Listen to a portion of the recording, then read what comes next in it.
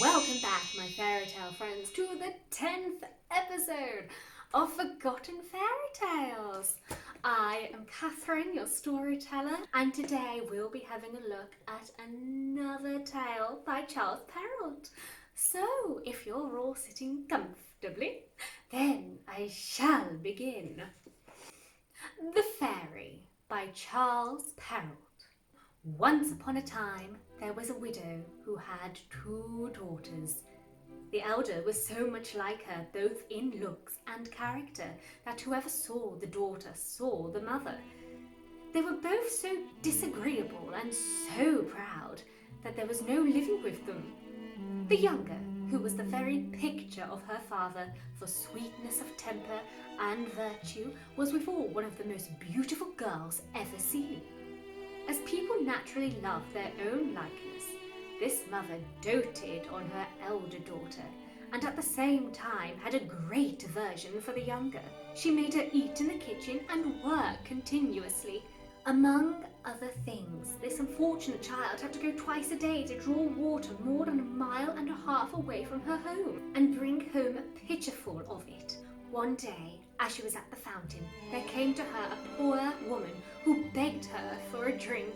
"Oh yes, with all my heart, goody," said this pretty little girl. Rinsing the pitcher at once, she took some of the clearest water from the fountain and gave it to her, holding up the pitcher all the while that she may drink with ease. The good woman, having drunk, said to her, "You are so pretty, so good and courteous, that I cannot help but give you a gift."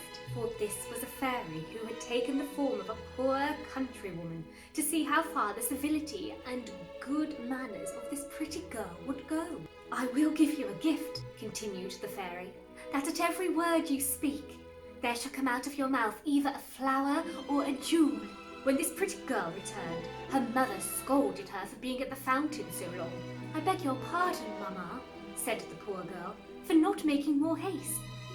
And in speaking these words, there came out of her mouth 2 roses, 2 pearls, and 2 large diamonds. "What is it I see there?" said the mother, quite astonished. "I think pearls and diamonds come out of that girl's mouth. How happens this, my child?" This was the first time she ever had called her "my child." The girl told her frankly all that happened, not without dropping out great numbers of diamonds. "Truly," cried the mother, "I must send my own dear child. Look at what comes out of your sister's mouth when she speaks. Would you not be glad, my dear, to have the same gift?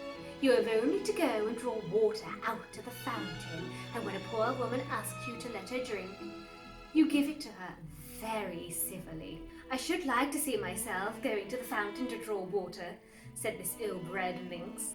"I insist you go," said the mother, and that instantly. She went, but grumbled all the way, taking with her the best silver tankard in the house. She no sooner reached the fountain than she saw coming out of the wood a magnificently dressed lady who came up to her and asked to drink.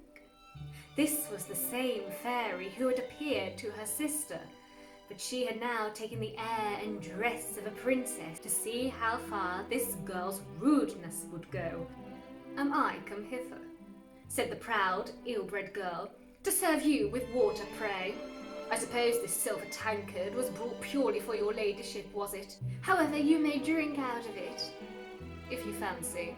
"You are scarcely polite," answered the fairy without anger. "Well then, since you are so disobliging, I give you for gift that every word you speak, there shall come out of your mouth a snake or a toad."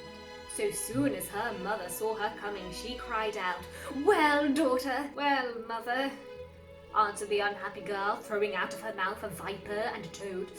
"Oh, mercy!" cried the mother. "What is it I see? It is her sister who had caused all this, but she shall pay for it." And immediately she ran to beat her. The poor child fled away from her and went to hide herself in the forest nearby. The king's son, who was returning from the chase, met her and seeing her so beautiful, asked her what she did there alone and why she cried. "Alas, sir, my mother has turned me out of doors." The king's son, who saw 5 or 6 pearls and as many diamonds come out of her mouth, desired her to tell him how that happened. She told him the whole story. The king's son fell in love with her, and considering that such a gift was worth more than any marriage portion another bride could bring, conducted her to the palace of the king, his father, and there married her. As for her sister, she made herself so much hated that her own mother turned her out of doors. The miserable girl, after wandering about and finding no one to take her in, went to the corner of the wood and there died. The end. Thank you everyone for listening to another great story, and thank you for your support so far. If you do have any suggestions for any particular fairy tales, please pop them in a comment below and subscribe for further fairy tales coming to you very soon.